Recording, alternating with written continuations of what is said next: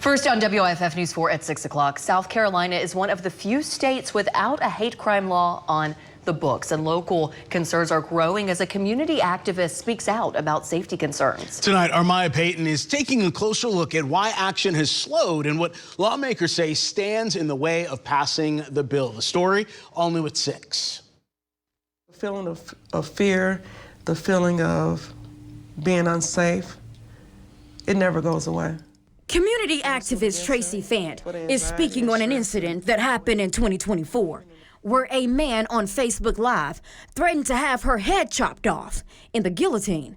This is according to an arrest warrant. He mentioned the KKK. He mentioned the Proud Boys. Since then, she has been pushing for a hate crimes law in South Carolina. South Carolina's always last. We're always last to protect people.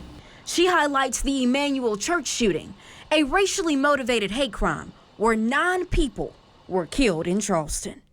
But here we are, some 11 years later, there's still no hate crime law.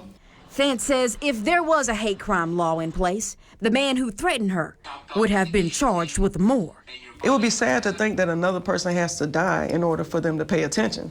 South Carolina has passed the hate crimes bill. It now awaits action in the Senate. WIFF News 4 spoke to Senator Brad Hutto to see what's going on at the Senate level. I've talked to enough of my colleagues to know that there is a majority sentiment to enact a hate crimes bill. However, there are a handful of Republican senators currently blocking consideration of that bill, and the only way to get around that would be to have Republican leadership, particularly Majority Leader Massey, call for a vote.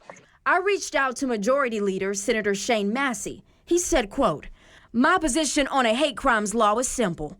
I do not support any legislation that treats people differently based on the color of their skin. The hate crimes bill proposed by Democrats does just that. And for that reason, I won't support it. Of course, I am not the only one. If there was widespread support for this legislation, it would have passed by now." And that's not true. You know, a hate crime law protects anyone who is threatened because of their religious beliefs, because of their gender, of course because of their race, because of their political affiliation. So how many more have to die? How many more? In Greenville County, I'm Maya Payton, WIFF News 4.